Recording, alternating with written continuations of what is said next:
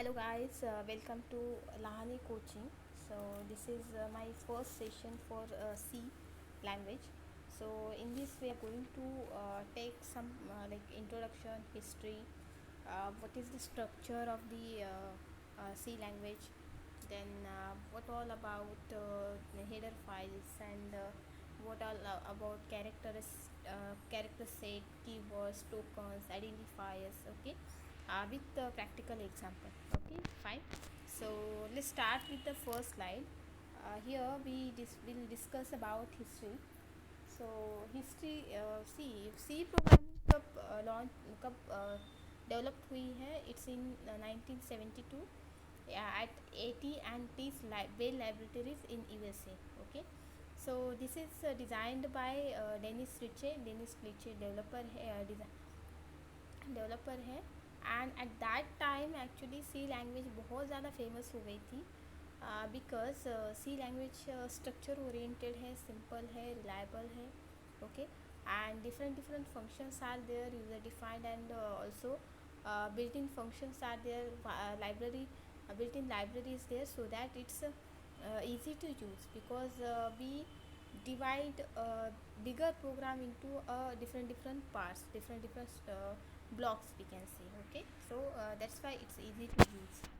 Okay, so C program is defined by different ways. Like C is known as the mother language of all programming language. Why? Because uh, all the programming compilers and JVMs, most of the compilers and JVMs are written in C language only. Most of the programs follow the same syntax of C, like C++, then Java, C hash follow the C language syntax. Syntax is nothing but the way of writing the program. Okay. Then second, we can say C is a powerful language. Why? Because C language के पास varieties of data types है, built in functions हैं, looping controls हैं, decision statements है. इससे हम क्या कर सकते हैं? इससे हम हर टाइप का प्रोग्राम बिल्ड कर सकते हैं. Okay, then C is known as structured programming language because C का जो स्ट्रक्चर मीन्स क्या होता है? To break a program into parts और blocks so that it may be easy to understand. मैंने पहले स्लाइड में मैंने यहीं पे आपको बताया था. Okay, so all about introduction of C. Then we move to the next slide, functions in C. C, every C program has at least one function which is main. Main is the compulsory function. Without main we cannot execute our program, we'll get error message. Okay, other functions may or may not be there, like main, printf, scanf, strcat, strcopy, file. देन जो file के functions हैं, S T R cat is string function जो हम string chapter में देखेंगे. But अभी जो हम देखने वाले इस सेशन में print F scan A function. Okay, then we'll discuss about structure of the program, C program. See, before going and reading to the C structure, we must know about character set, keywords, identifiers. Then अपने जो programme का and statement कैसे लिखना होता है, and कैसे करेंगे, general structure क्या है, हेडर फाइल्स क्या है. ओके, सो कैरेक्टर सेट में सी हमारे कंप्यूटर के कीबोर्ड्स पे जितने भी जितने भी कीवर्ड्स हैं, जितने भी कैरेक्टर सेट हैं, वो सारे सी लैंग्वेज में यूज़ नहीं होते हैं. ओन कुछ सेलेक्टेड ही यूज़ होते हैं, जैसे कि capital A to Z, small A to Z, then numbers 0 to 9, special symbols में करली ब्रैकेट्स हैं, एंगुलर ब्रैकेट है, then dollar and percent, percentage, at the rate, dot, and जो एरिथमेटिक्स में आएंगे ये plus minus, divide by etcetera. Okay, then let's move to the keywords. We'll discuss about keywords, what is keywords and all. So keywords are nothing but what? Keywords are the words that have special meaning to the compiler. ये compiler known होते हैं keywords. Okay, and keywords ये जो है reserve word होते हैं, we cannot change. We can not use as a variable name, ये user define नहीं होते, ये बिल्ट इन होते हैं. Okay, then their meaning can not be change. अगर हम चेंज करने का ट्राई करते हैं तो ये एरर दे देगा. Okay, keywords, all keywords in C language are written in only lower case. Okay, we can't use upper case. Okay, basic structures. Basic structure क्या है? See, here we'll discuss about basic structure. Here we have to first include what header files. Header files क्या है ये हम further जो मैंने theoretical slide add किया है, मैं बताती हूँ. ठीक है, then this is the starting point of the execution of program, that is main is compulsory function, I already told you. Okay, and other statement may be printing of the numbers, or scanning of the numbers, or some of the variables, or the whatever you want to do here will include in this statement, in this curly bracket. Okay, so this is the program actually. I want to focus on structure first. Program मैं आपको last में समझा देती हूँ. सी, यहाँ पे जो है ये hash include conio dot H and S T D और डॉट एच, ये जो है हेडर फाइल्स है, मेन फंक्शन स्टार्टिंग. देन यहाँ पे हमने क्या किया है, डिक्लेरेशन किया है वेरिएबल्स का. इंटीजर, ये इंटीजर स्टोर करेगा, इंटीजर जो है इंटीजर स्टोर करेगा. C L R S C R it's related to conio dot H, ये फंक्शन जो है कोनियो डॉट एच से रिलेटेड है. ओके, हमें क्या करना है, sum of two numbers print करना है. तो यहाँ पे हम क्या करेंगे, ये कंसोल पे प्रिंट होगा ये sentence, sum of two numbers. यहाँ पे हम इनपुट ले रहे हैं स्कैनर के थ्रू. ओके, यहाँ पे सम एडिशन कर रहे हैं और यहाँ पे सम प्रिंट होगी. Okay, end of the main.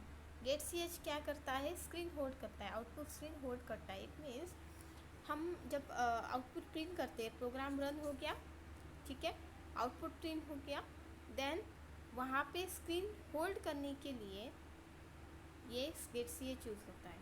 Okay, what is header files? Header, the files that are specified in include section is called header file. These are pre-compiled files that has some functions defined in them.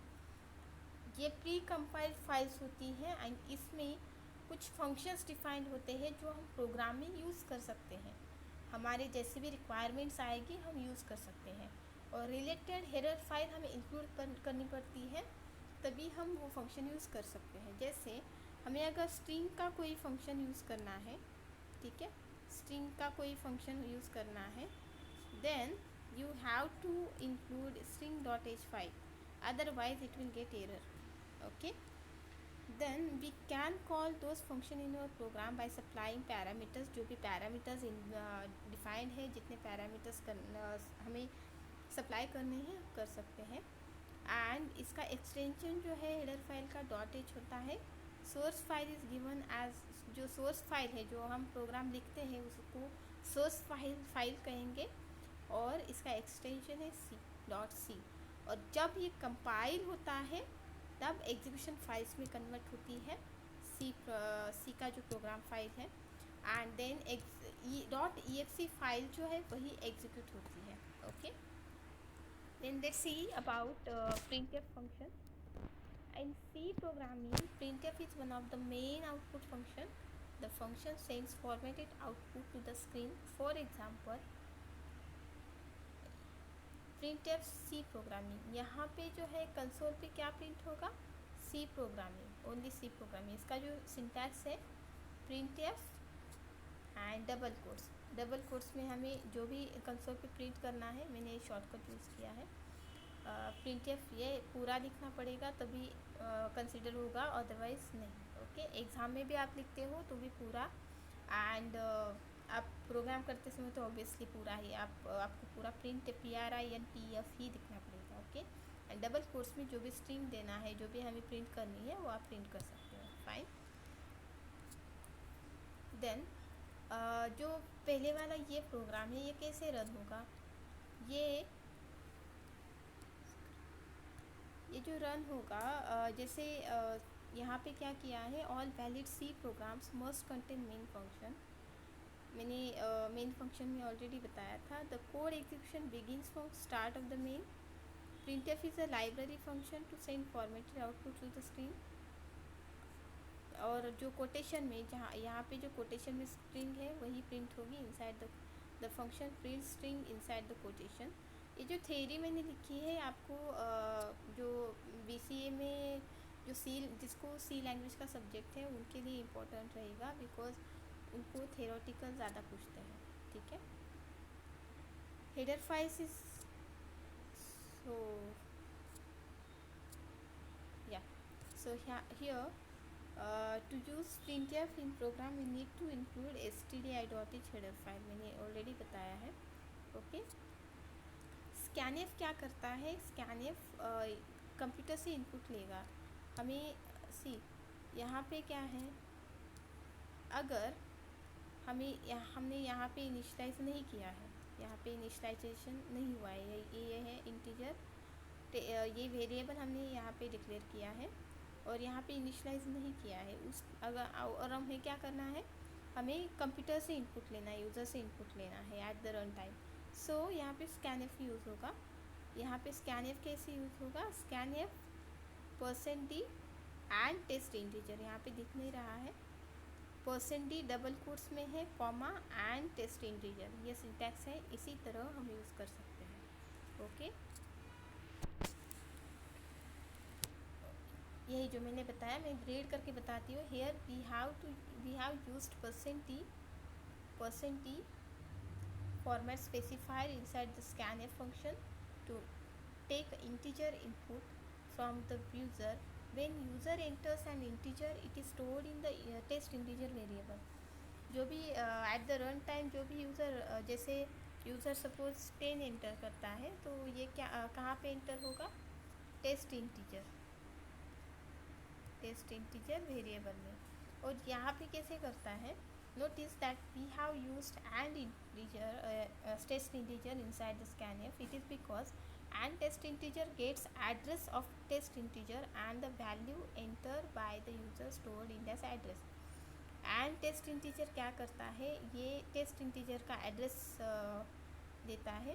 Okay. And then जो computer से user inter करेगा जो भी value जो भी data वो यहाँ पे स्टोर होगा। ओके। एक इसका मेमोरी एड्रेस जो है ये रैंडमली कुछ भी हो सकता है। Okay. Running the program, how to run the program, first we have to type the program, then save it as extension .c, compile the program and run the program. यहाँ पे जो है ना आप डिबग भी करते हो। डिबग मतलब क्या है कि आपको अगर मतलब सीखना है कि कैसे कर्सर कहाँ से कहाँ पे जंप करता है, जैसे कंडीशन स्टेटमेंट में, लूपिंग स्टेटमेंट में, आपको वहाँ पे वो स्टडी के लिए डिबगिंग ज़्यादा इम्पोर्टेंट है। Okay. Tokens are very important point in this session. C tokens क्या होते हैं, जैसे हमें कोई लेटर जैसे हमें कुछ लेटर यहाँ पे मीन्स वर्ड हमें कुछ ऐड करना है, वर्ड बनाना है, तो हमें लेटर्स की ज़रूरत होती है, जैसे अल्फ़ाबेट्स की A to Z। वैसे ही सी लैंग्वेज का प्रोग्राम अगर लिखना है तो आपको टोकन्स यूज़ होते हैं, और टोकन्स। ओके। जैसे 6 type of tokens are there, keywords, identifiers, constant, strings, special symbols and operators. Okay. हम डिस्कस करेंगे कि इसके डिटेल्स में, जैसे कीवर्ड्स क्या है, आइडेंटिफायर्स क्या है, कांस्टेंट क्या है। ओके। कीवर्ड्स 32 कीवर्ड्स है टोटल। ओके। 32 कीवर्ड्स है। जैसे हम इफ एल्स में एल्स यूज़ करेंगे, इफ है, डू है, गो टू। स्ट्रक्चर में स्ट्रक्ट यूज़ करेंगे, स्टैटिक कीवर्ड जिसका ऑल ओवर प्रोग्राम में मीनिंग सेम होता है। Okay. Signed, return, then switch, double, break, case, character, ये सब हम यूज़ करेंगे। Okay. The identifiers, they are programmer chosen names to represent the parts of the program, variables, functions जो हम यूज़र डिफ़ाइन करेंगे, यूज़र हम यूज़ कर सकते हैं, हम चेंज सेलेक्ट कर सकते हैं। जैसे मुझे वेरिएबल का नेम कोई कुछ भी रख सकती हूँ, जैसे स्टूडेंट है, student name, student roll number, like this. And function का भी नेम कुछ भी दे सकती हूँ, ठीक है, डिपेंडिंग ऑन मी। ये यूज़र सिस्टम डिफ़ाइन नहीं है, हम डिफ़ाइन कर सकते हैं, ठीक है। कैन नॉट देन ये can not use keywords as identifier, जो कीवर्ड से आइडेंटिफायर एज आइडेंटिफायर यूज़ नहीं होगा। Must be begin with alpha character followed और underscore followed by alpha numeric. Means यहाँ पे जो बताना है मुझे, आप जब डिक्लेयर करोगे कोई भी आइडेंटिफायर तो हम क्या कर सकते हैं, अल्फ़ाबेट से स्टार्ट कर सकते हैं या फिर अंडरस्कोर से स्टार्ट कर सकते हैं। We can't declare like to A, it's invalid, okay. And we can't can't give the space also like to a or a no, because we have to specify here underscore, no space is allowed, okay, only digits, underscores and letters are allowed, okay.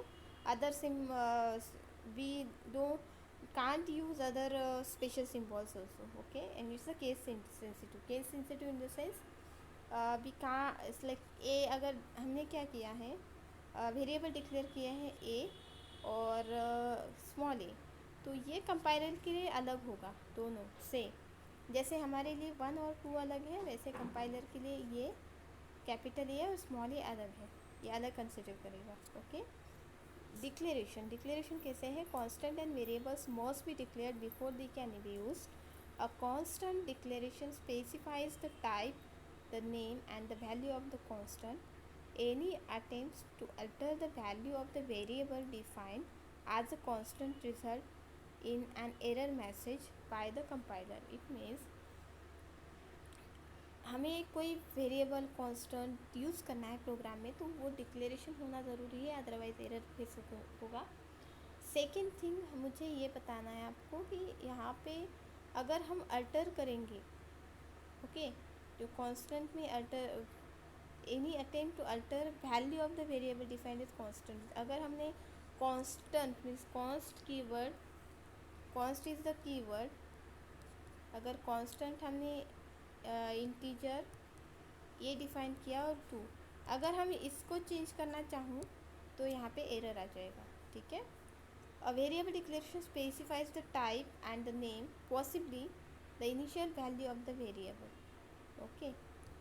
Means declaration कैसे होगा, type integer and name जो भी A, okay. When you declare the constant और variable, the compiler reserves the memory location in which to store the constant value or variable, associates the name of the constant or variable with the memory location. Means हम जब integer ये variable declare करते हैं तो memory allocate होती है ये के लिए कंप्यूटर में, और इस मेमोरी लोकेशन पे ही यूज़र ने जो इनपुट दिया है वो स्टोर होगा। फॉर एग्ज़ाम्पल, अगर आप किसी स्कूल में आपको बैठना है, आपको वहाँ पे पढ़ाई करना है, शिक्षा लेनी है, तो you must have to take admission first. Means आपको वहाँ पे एलोकेशन आपका करना पड़ेगा, तभी जाके आप वहाँ पे एजुकेशन ले सकते हो, राइट। वैसे ही प्रोग्राम में अगर कोई वेरिएबल फंक्शन यूज़ करना है तो कांस्टेंट भी, तो हमें वो डिक्लेरेशन मस्ट है, ओके। वेरिएबल एग्जैक्टली क्या है, variable name is the given to the memory, मैंने अभी बताया, is use to store the data value, okay. You can't store anything directly to the computer. For that you have to first declare data type variable name. Variables are used to store value that can be changed during the program execution, okay. Naming a variable, naming variable means नाम कुछ rules होते हैं इसके भी variable declare करने के, जैसे may only consist letter digits underscores, may not begin with the number, may not be C reserved word means keywords, can start with the letter और अंडरस्कोर। जो आइडेंटिफायर्स में हमने रूल्स दिए हैं वही हैं। Can contain letters numbers, no special character allowed. Okay, and second will discuss about case sensitivity में। What is case sensitivity? जैसे मैंने बताया कि कैपिटल ए और स्मॉल ए में कंपाइलर डिफरेंस करता है। This is nothing but case sensitivity. यहाँ पे मैंने एग्जांपल दिया है small area, capital AREA, the पूरा capital area, and small and capital area. ये चार जो मैंने वेरिएबल डिक्लेयर किए हैं कंपाइलर के लिए अलग है। Okay, then declaration. Before using a variable, you must give the compiler some information about the variable, that is, you must declare it. The declaration statement include the data type and variable name. And example जैसे float है, integer है, character है। यहाँ पे मैं कुछ practical example आपको बताना चाहूँगी। Variable are not automatically initialized. For example, after declaration integer sum, the value of the variable sum can be anything, जैसे garbage 0 0 0, right? या हमने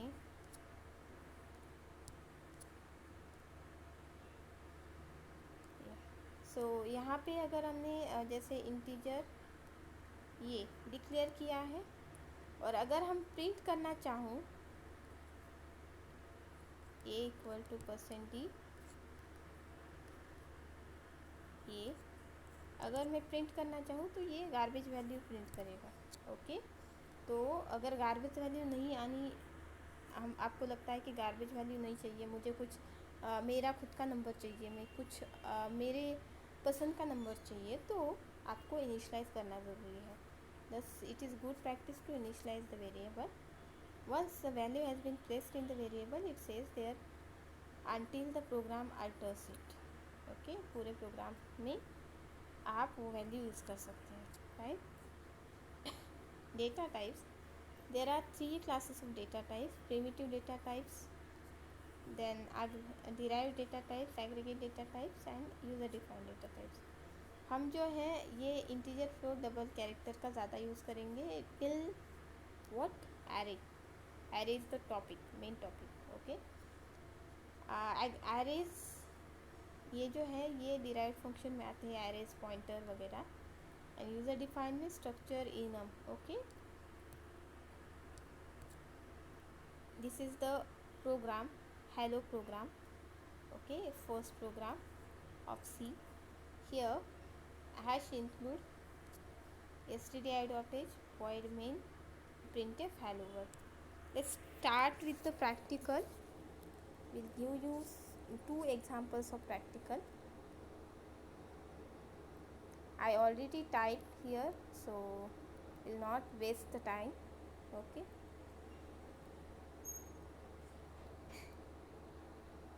yeah, so I want to show you hello world program. If I take new program, create new, it's an online compiler. Okay, so integer main, printf, hello world, and return 0. Just wait for a second, I want pointer.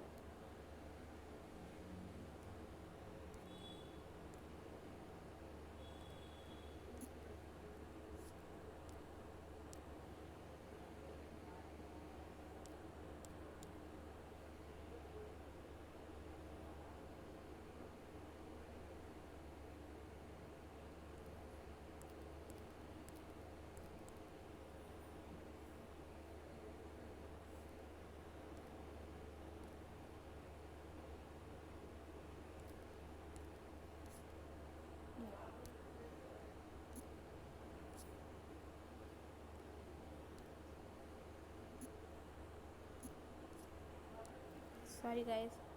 यहाँ पे जो है main hello word, ये मैं run करती हूँ यहाँ से, run the program. I can't show you pointer now.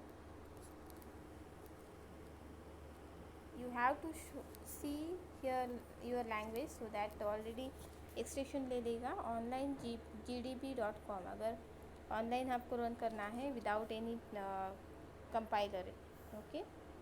So hello word ये प्रिंट हो गया, हेलो वर्ड. और आपको मैं ये सम का प्रोग्राम रन करके दिखाती हूँ एंड देन मैं आपको एक्सप्लेन भी करूँगी.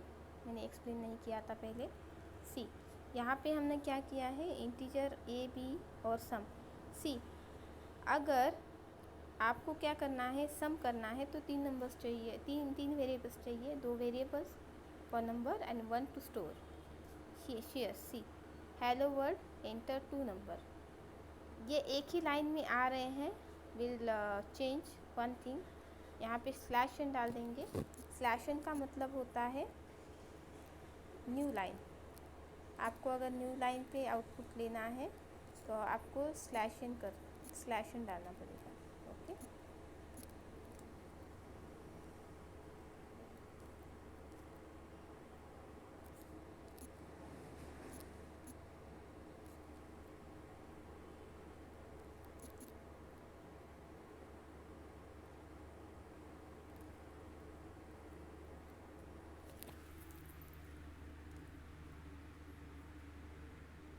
Just wait for 5 minutes.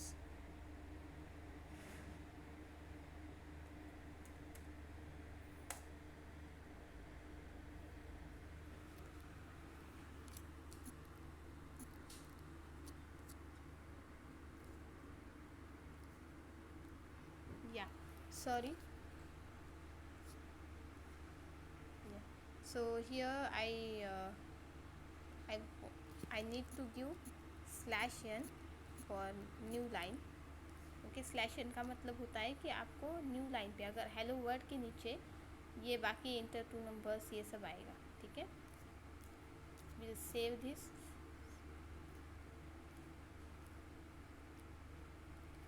Control S करके सेव किया और सी हियर. या नाउ हेलो वर्ड के नीचे लाइन पे एंटर 2 नंबर. मैंने 3 और 5 एंटर किया, 5 और 5 एंटर किया. सॉरी 55 और 6 एंटर किया. 2 नंबर 61 आ गया. Okay. So this is the sum. C exam में आपको एडिशन ऑफ 3 नंबर्स पूछ सकते हैं, एडिशन ऑफ 4 नंबर्स पूछ सकते हैं, addition of unlimited number. Unlimited number के लिए एरे कंसेप्ट, फॉर लूप ये सब आएगा. वो हम नेक्स्ट वीडियोस में मैं बताती हूँ. ठीक है. 1 बाय 1 ऑल एग्जांपल्स में ले लूँगी. Fine. Then I explain you the program from PPT.